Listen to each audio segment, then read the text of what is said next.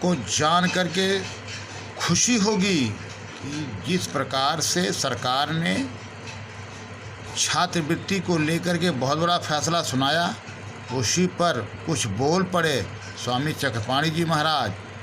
आइए हम आपको बताएंगे स्वामी चक्रपाणी जी का विचार क्या है।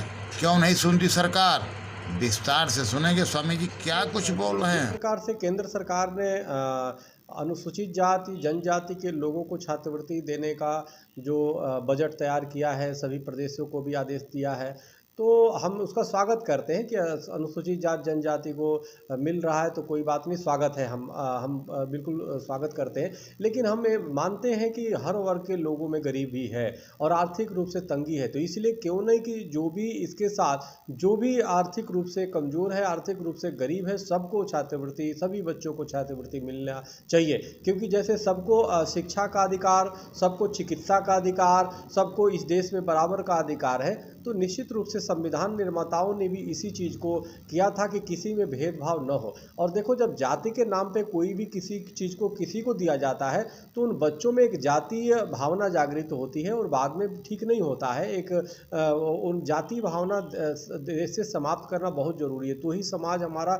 मजबूत होगा, तो ही संगठित होगा, तभी भेदभाव खत्म होगा। तो इसलिए मेरा बड़ा स्पष्ट मानना है कि अगर जो आर्थिक आधार पर जो भी कमज़ोर वर्ग है, जो भी गरीब परिवार से बच्चा है, वो उन बच्चों को छात्रवृत्ति और अनेक तमाम सुविधाओं, संसाधनों का और सुविधाओं को दिया जाना चाहिए, जिससे उसके शिक्षा के क्षेत्र में और उसका विकास हो सके, उसका और समाज और देश के लिए वो कार्य कर सके।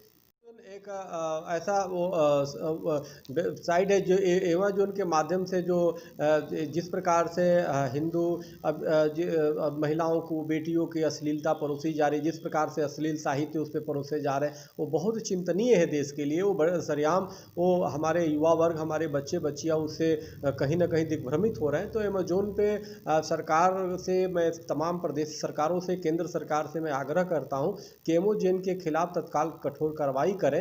उनके खिलाफ जिस प्रकार से वो अश्लीलता परोस रहे हैं और नारी को एक भोग की सामग्री के रूप में परोस रहे हैं, जिस तरह से बेटियों का व्यवसायिक और उसमें उसको व्यवसायिक तरीके से उसको पेश किया जा रहा है, वो बहुत ही निंदनीय है और ये बहुत ही गलत है और आपराधिक भी कृत्य है। इसलिए मैं चाहता हूं कि इन लोगों के खिलाफ कड़ी से कड़ी कार्रवाई हो अमेजोन के खिलाफ, ताकि दोबारा कोई भी हिम्मत ना कर सके हमारे देश में हमारी संस्कृति को नष्ट करने का, हमारे संस्कृति को भ्रष्ट करने का, हमारी नारी सम्मान को ठेस पहुंचाने का कोई दुस्साहस न कर सके।